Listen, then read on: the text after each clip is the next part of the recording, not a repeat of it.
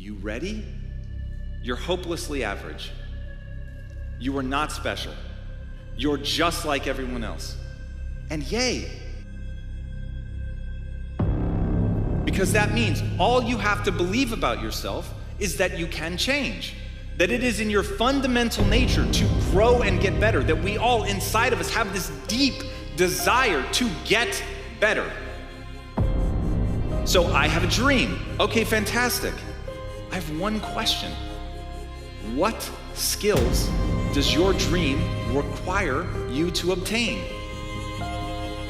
If you want to be great, if you want to play on a world stage, you're going to pay an extraordinary price to become the person that you want to become.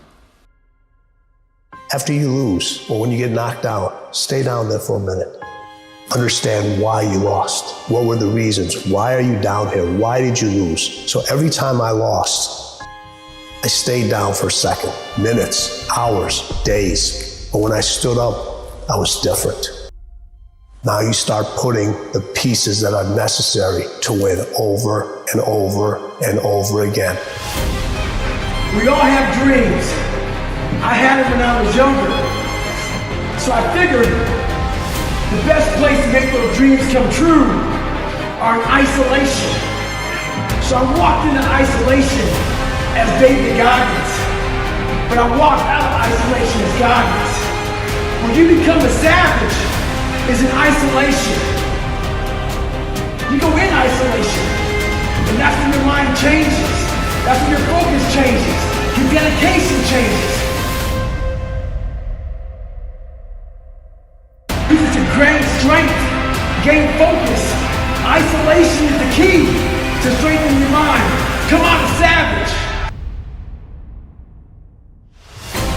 What do you do when 1,000 other people want exactly what you want? What if you're not the only one that wants what you want? What if there are thousands of other people who want what you want? You have to outwork them. You gotta outbind them. You gotta get up earlier. You gotta stay up later.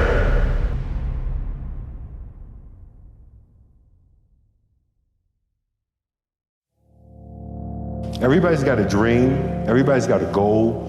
What's the plan? And when you're trying to do something that you're truly passionate about, there is no plan B. Think about that for a second. Michael Jordan won 6 NBA championships with the Chicago Bulls because he was committed to plan A, not plan B. Plan B sucks. Sometimes we get stuck in these situations where we start looking to other people for our self-esteem. And sometimes we find ourselves looking in broken mirrors to get a reflection of ourselves. You are where you are because of the choices you've made and the skill set you've built. Period. End of story. Now, why is that the best news ever? Because it means you're in control. You've steered yourself to exactly this point. But now that you take that control back and you recognize that you can go anywhere you want, become anyone you want to become, but you're going to have to put in the work, now you can decide whether you want to put in that work or not. Till I get through it, I'm gonna be a better servant because of it. There's this quote that says, you go through the storm and you're not supposed to be the same person on the other side of the storm because that's the purpose of the storm. Like when I go through it, I'm like, man, I'm gonna be a better servant, better leader, better team member as a result of it. I'm not gonna resist the opposition. I'm not gonna resist the adversity. I'm not gonna resist the challenge. My favorite quote is the quote by Dr. King that says, you judge the character and caliber of a person not by where they stand in times of comfort and convenience. You judge the character and caliber of a person by where they stand in times of challenge and opposition. Everybody can smile when the sun out. Everybody can be happy when they're making money. When that alarm clock goes off at 4 or 5 in the morning, your mind says no. You just say, it's just what we do. It's what we do now. Because to get to where you want to go, the amount of pain involved, the amount of mental pain, of how many times you're gonna have to do something that you don't want to do to get to where you want to go. And that's your new norm. I stopped stopped saying, I've got to wait for good things to happen to me, and I said, I'm going to grind. I'm going to fight. I'm going to work. I'm going to press toward. I'm going to learn. I'm going to do everything in my power. Every single day, I'm going to do everything in my power to become a victor and not a victim. Now, let me say this before I move forward, and I can't explain it, but you better feel me. Winners win and losers lose.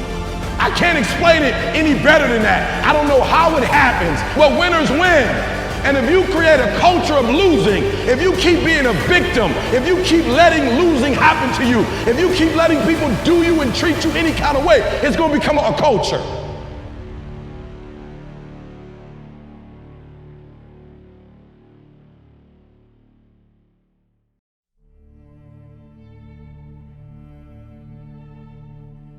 The way to win this game called life is not money, it's not fame, it's not other people's adoration. It is quite simply what you think about yourself when you're by yourself. It's fulfillment.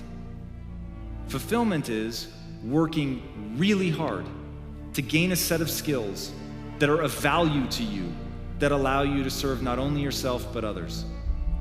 If you do that, if you work really hard to become something, to have a power, building things, whatever the power is that you want, and then you put it to use in service of yourself and others, you put it to use in service of something bigger than you,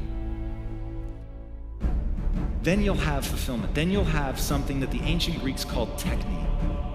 It's something that no one can take away from you. It's something born of a cold shower, of working out in the gym, of not eating the thing that you want, of getting out of bed immediately when it's time, getting up, studying and practicing long after it stopped being fun. That's fulfillment.